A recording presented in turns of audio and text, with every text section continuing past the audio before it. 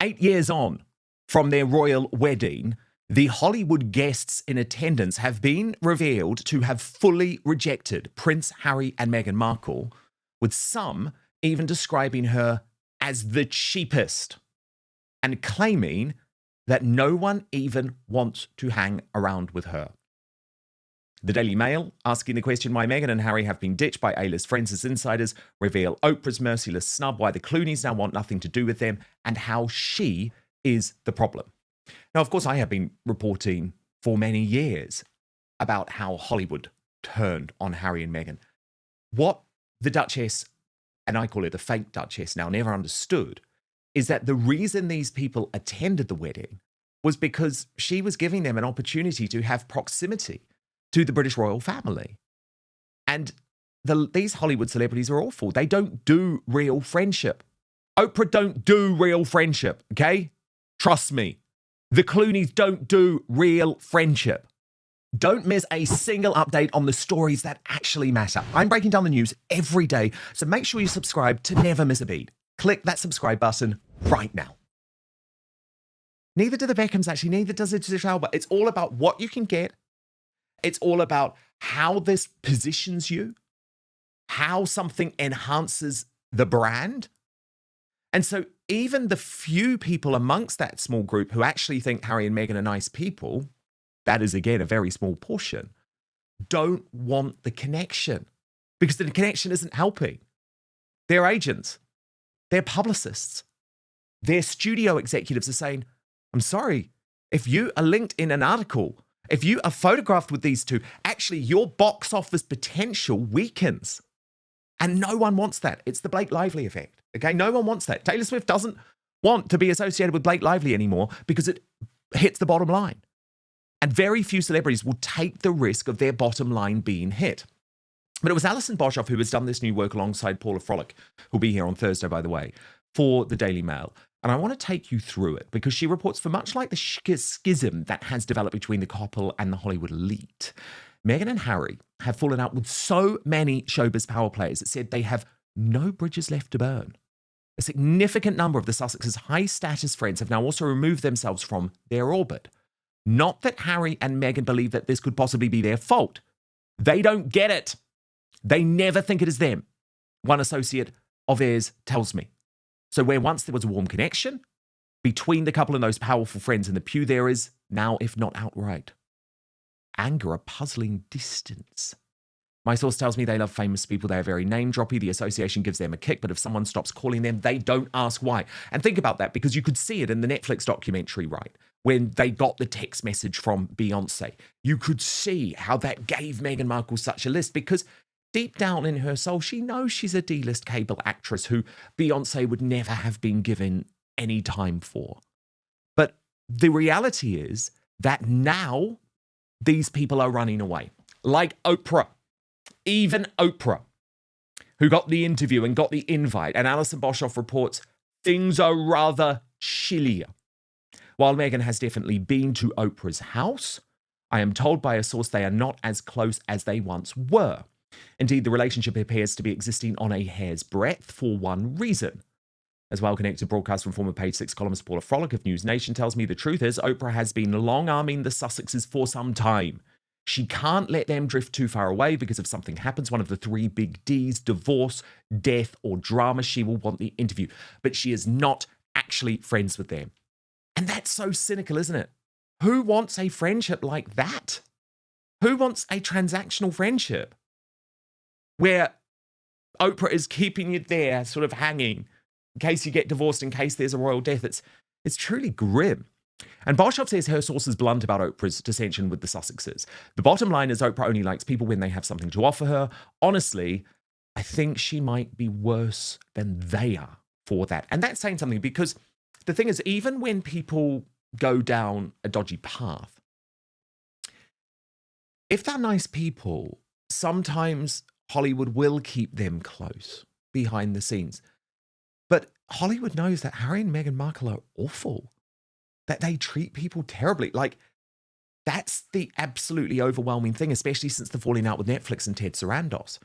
The Clooneys actually, and I will give them credit, I'm not fans, but they realised this long before anyone really. And Boshoff reports that the Clooneys, who live between New York, LA, London, France, and Italy, found space for Meghan on their private jet, a luxury which would be well beyond the Sussex pocket. And retired tennis champ Serena apparently picked up the huge tab for the Swiss Mark Hotel. This is when they were in Lake Como. An associate says this kind of gifting from friends is very much the done thing for the Sussexes, whose money troubles have only grown since the end of their lucrative Spotify and Netflix deals. They ask for a lot of resources to be spent as they believe it is a privilege to be in their circle, says a source, adding they think they are entitled to all the private planes. The source also believes that Meghan is cheap or stingy in British parlance. She is the cheapest, the insider claims. The burgeoning friendship with the Clooneys ended, however, with Megxit. The source says the Clooneys now want nothing to do with them. Certainly, Harry and Meghan have never been invited to the Clooneys' annual fundraiser, the Albies, which honour humanitarian work, nor have the Sussexes, who regard themselves as prominent humanitarians, ever won an honour, which appears to be quite a snub. And this from Paula Frolic. George and Amal Clooney were never friends with her. They have literally nothing in common and side with the actual royals. And isn't that so shocking and embarrassing for Harry and Meghan that they invited people to their wedding who they were never friends with, who they never had anything to do with? The cringe is off the scale. And the Clooneys, as I said, I don't think they're great people, actually. But again, they want the real royalty. Now, someone who is a nice guy, actually, is Idris Elba. I used to know him a little bit. And he DJ'd at their wedding. And Boshoff reports for the first time that that friendship has ended in the same way for the same reasons. And that is because Elba has been a prominent supporter of the King's Trust. And again, I reported this previously. Idris Elba is doing a Netflix show with the King. He made his choice. And he's actually a nice guy. Like, there's a lot of people in Hollywood who are really horrible people, right? Like, so many. And Idris Elba is not one of them. He is actually a decent guy. And it's the decent ones who realized very early on that they didn't want to be part of this circuit. Have you noticed, by the way, things have even cooled with James Corden, who was right there at the heart of the wedding, even emceed the wedding. Now, before the Clooneys, I will give credit to the Beckhams, David and Victoria Beckham, because when it was still trendy to be friends with the Sussexes, they decided to withdraw all association. And Boshoff reports that some have speculated the snub was down to Meghan, who believed the Beckhams were beneath her. They were said to have fallen out more when Meghan suspected Victoria of leaking information about her to the papers, a suggestion which apparently made David rage. In contrast, things have been far more equitable between the Beckhams and other royals. David remains close to Harry's nemesis, William, and is closer yet to King Charles. I mean, we saw them together, didn't we, this week at the Chelsea Garden show? The friendship with Harry has, you could say, been allowed to tail off. Well, I'll actually go much further than that. David and Victoria Beckham were completely disgusted with the way that Prince Harry and Meghan Markle acted. And sure, they blame Meghan, but it doesn't mean that they accept that Harry acted in the right way. I mean, for God's sake, he got David Beckham to fly halfway around the world with his sons to Sydney for the Invictus Games and then refused to meet with them. Now, Meghan wasn't anything to do with that. That was on Harry. And it was also totally delusional to believe at the time, and remember at the time I was reporting on all of these people for the Sun newspaper, that Victoria Beckham was ringing and leaking stories. She wasn't. She wasn't. I wish she was. She wasn't. Perhaps most intriguing is the fact that Serena Williams has now turned as well. And she hasn't turned in the sense that they're no longer friends at all, but are they close? Alison Boshoff says no. And she writes, the other big star at the wedding, tennis legend Serena, introduced Meghan to her agent Jill Smoller in 2006, when Meghan was an obscure actress writing her blog, The Tig. I hear Serena is fine with the couple. Fine. That's what you call damning with faint praise, isn't it? But they definitely aren't as close anymore. While Serena was at the wedding with her husband, Alex Ohanian, she has since put distance between herself and Meghan because I'm told she is not a drama queen and she tires of it all. Apparently, Serena's new bestie is social butterfly Emma Thin, the Marchioness of Bath. Serena posted with her at the recent Met Gala, along with Meghan's ex-best friend, former Vogue editor, Edward Eddingfull. And of course, we dealt with that in full the other day. And certainly, Serena is making a real point by saying that her loyalties lie with these people who are rivals to Meghan, or who have fallen out with Meghan. Boshoff goes on to say that Meghan's formerly close friendship with Canadian socialite and stylist Jessica Mulrooney has also ended somewhat spectacularly after Mulrooney got caught in a racism storm over an argument with an influencer in 2021. Her TV show was cancelled, and so was her relationship with Meghan, who had made her chief bridesmaid yet did not speak publicly in support of her old friend. The Duchess's old agency boss, Gina Nelthorpe Crown, who represented her in her Suits years, once remarked, "Meghan moves on," and so it proved. Many others who in 2018 had seemed a part of their clique are also no longer in the Sussex gang. Meghan's colleagues from Suits were at the wedding in force, but only Abigail Spencer appears to have stayed close to Meghan. A handful of close relationships remain. Elton John is still very tight with Prince Harry, although it is observed that it is a Harry relationship rather than a Meghan one. And he does that out of loyalty to Princess Diana. I've spoken to Elton John about that, you know. He is very pro them, but it's from that basis, it's from a historic basis. He has no idea about what they're like day to day. It's also interesting he no longer sends his private plane to bring Harry and his family for holidays at his Saint-Tropez home. It is. So her house executive Marcus Anderson, who was instrumental in the early days of the couple's romance and honoured with a front row pew at the wedding, is still very close to Meghan, staying at their Montecito home and going on family holidays with them. One source says it is a genuine relationship, and he says they are lovely people whom he cherishes. Another, though, offers it's for clout. They made him. From what I can see, the people who have stayed most loyal to them are beneath them and get something out of it. Everyone else they fall out with. And that's the thing. Marcus Anderson isn't a celebrity. I mean, the only reason anyone has ever heard of Marcus Anderson is because of his connection with Harry and Meghan. To our royal mastermind, Angela Levin. I mean, it is absolutely damning, isn't it, Angela, when you think 8 years on, all of those celebrities who were invited now have nothing to do with the couple. And even the ones that are sort of in the wider orbit, and I'd put Serena Williams and Oprah Winfrey in that category, don't really want to have anything to do with it.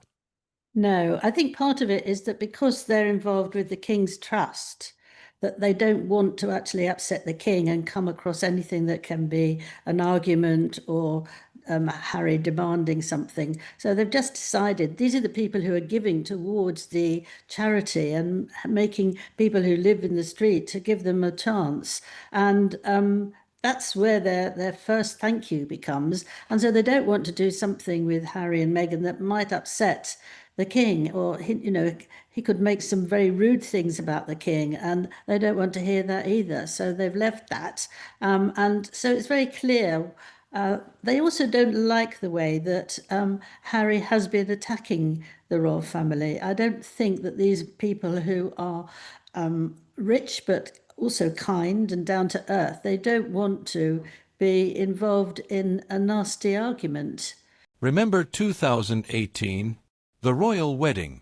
St. George's Chapel was packed wall-to-wall with absolute Hollywood royalty. Oprah in pastel pink, George and Amal looking like movie royalty, Idris Elba on the guest list, Serena Williams front row. It looked like the ultimate power circle. Fast forward to today, and the silence from Montecito's star-studded guest list is deafening. What actually happened to the inner circle?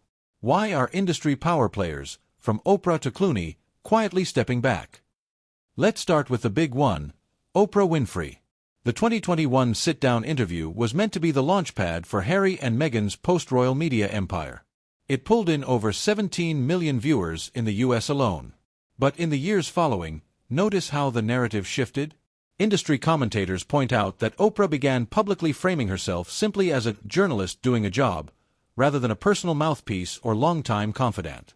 When pressed in subsequent media appearances about the allegations made in that interview, Oprah's responses grew noticeably measured. In Hollywood, when a media mogul goes from vocal champion to careful distance, people notice. Then you have George Clooney.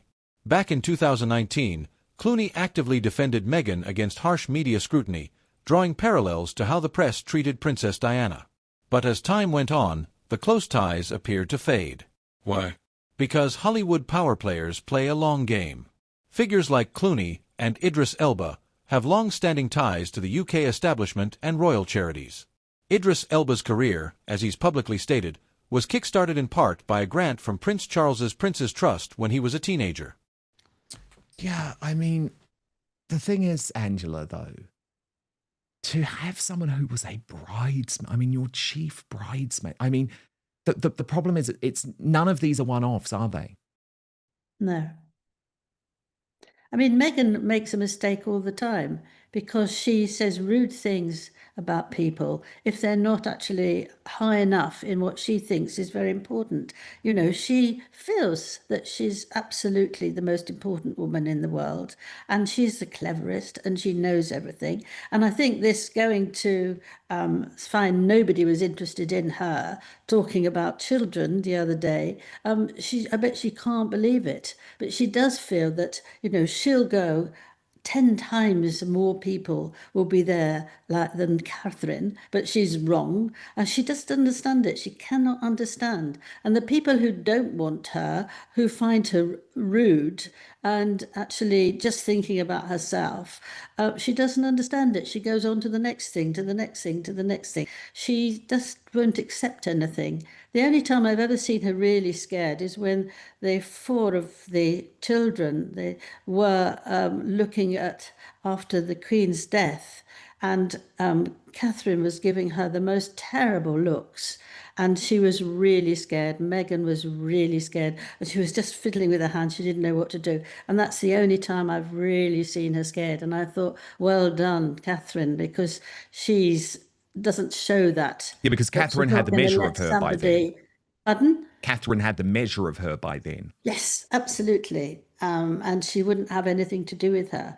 So that's the time she's really scared. And I think that she finds it very scary with the royal family because they're all dignified and behaved very well. And she doesn't know how to handle it. If she sort of tried to learn, Harry told me that he tried to talk to her about things, and Camilla told me that everybody tried to look after her at the beginning. She wouldn't have it because she knew all about it. She knew how to run in a royal family, and of course she doesn't. So she's made a huge mess of it. Huge. No, she Serves really her has. right. Serves her right. It does. When the split between Montecito and Buckingham Palace became absolute, these stars were caught in the middle. And in Hollywood, maintaining broad corporate and diplomatic relationships usually wins over taking sides in family disputes. It isn't just about personal drama, it's about brand alignment. Early on, associating with Harry and Meghan offered global press and high-stakes intrigue. But as commercial deals faced hurdles and the public narrative turned toward endless tell-alls, high-profile figures started calculating the risk. Hollywood A-listers protect their brand like fortress walls. If hanging out with a public figure brings more PR headaches than prestige, the invites slowly stop arriving. Notice how Serena Williams, who hosted Meghan's baby shower in NYC, keeps her commentary strictly professional or focused on her own ventures. The grand public declarations of unity have almost entirely vanished. So where does this leave the Sussex brand in Hollywood? They aren't completely isolated. They still control major media deals and maintain independent platforms. But the dream of leading an unstoppable Hollywood A-list court? That era appears to be over. When you lose the active backing of moguls like Oprah and cultural titans like Clooney, the strategy has to shift from celebrity social circles to raw business output. Do you think Hollywood abandoned them too fast, or was this calculated distance inevitable once the royal family ties broke? Drop your thoughts in the comments below. I read every single one. Don't forget to hit like, subscribe, and ring that bell for more celebrity deep dives.